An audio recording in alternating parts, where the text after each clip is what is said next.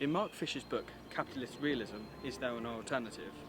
His first chapter is titled, It's Easier to Imagine the End of the World Than the End of Capitalism. This has never been more relevant than it is today, with the impact of television programmes and films relating to an apocalyptic theme having impacts on not only the way we watch films, but the way we live our lives. We as a species are under constant threat from multiple sources. There could be a financial crash, the capitalist infrastructure breaking down and ending the current money-centric consumerist system as we know it.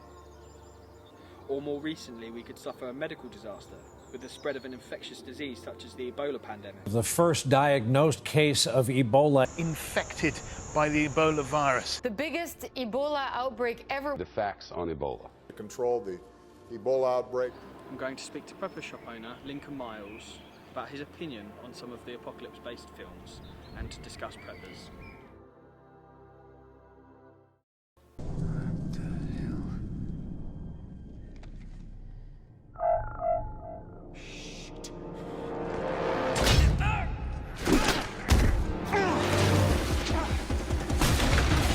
Fair, it's quite a well-hidden trap.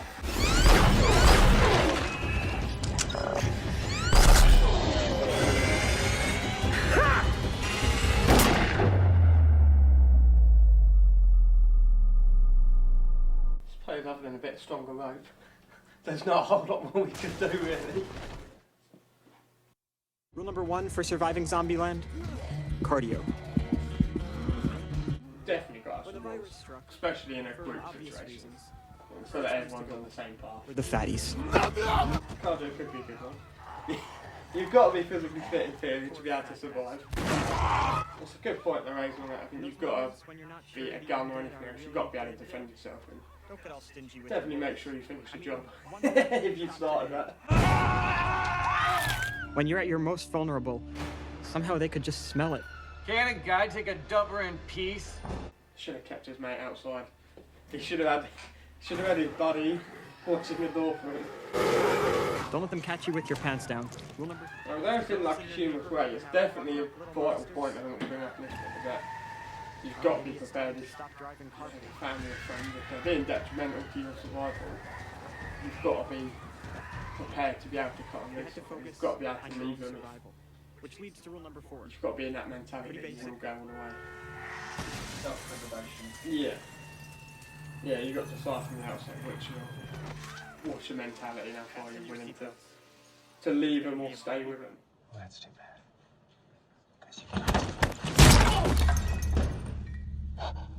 Well, he's clearly got a fight sensation straight off. I think it comes down quite a lot to personality, and both the pros and cons. You've got to be willing to fight if you need to, but ideally in survival, you want to avoid all confrontation. If you can avoid any reaction, you can avoid being hurt and hospital needs. It does raise a good point as to whether most people are ready, prepared, if they could defend themselves, if they know martial arts, things like that. So if someone did kick off, they can actually defend themselves. And it probably wouldn't be recommended to go straight into the eye of the storm. I mean, we should definitely adapt so that we are ready if stuff do happen. But I think at all times you do want to avoid it. If it's a flooding or a giant sandstorm, you probably should avoid it and go the other direction as much as you can. I think we'd advise go straight into it. I think it is a good idea, modifying vehicles, if you've got to get somewhere. Maybe not as extreme, but things like getting a 4x4, maybe putting some mud tyres and things like that on it, is a good idea, a basis for stepping into survival.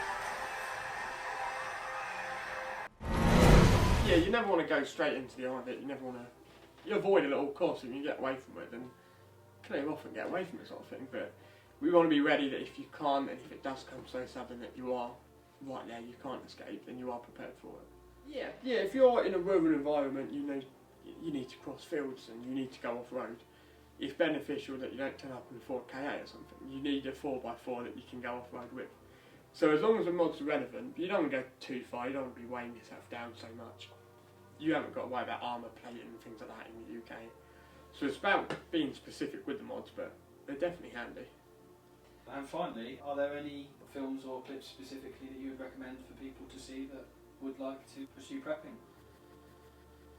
There is a really good series called Jericho.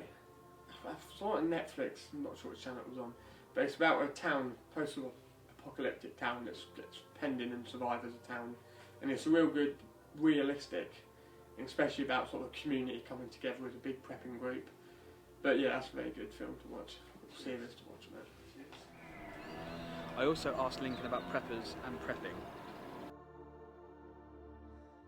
We see every winter it gets worse and worse. Civil unrest, you've got Russia, we've got North Korea, no one knows quite what's happening with the wars. We got a lot of, inequality, let's say, and people sort of rising up against that. So preparing could be for anything. It could be simply carrying a pen in your pocket for every day. It could be the little things that people don't think that will make your life much easier. If something's that bad that you've got to escape civilization, you've got to head off to the woods or something, you want somewhere where you're not going to run into people. I mean, if you can get by with just a knife and a bit of rope, then you're going to be better than anyone with all the gear. So just make sure you've got your knowledge dialed in.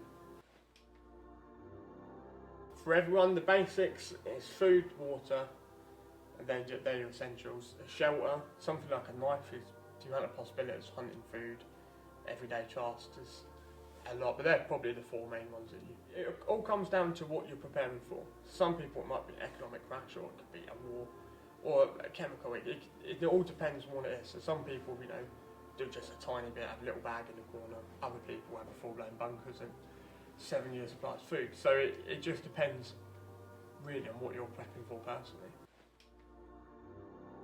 We get a lot of people always debating about whether it's best group or single. Comes down to personal preference, but there are pros and cons of both. Single, you haven't got to worry about trusting people.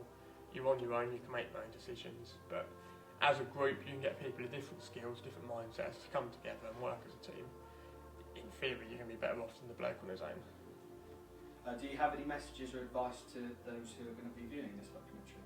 Get prepared. Start now. It's not too late. Thank you very much, Lincoln. That's all right.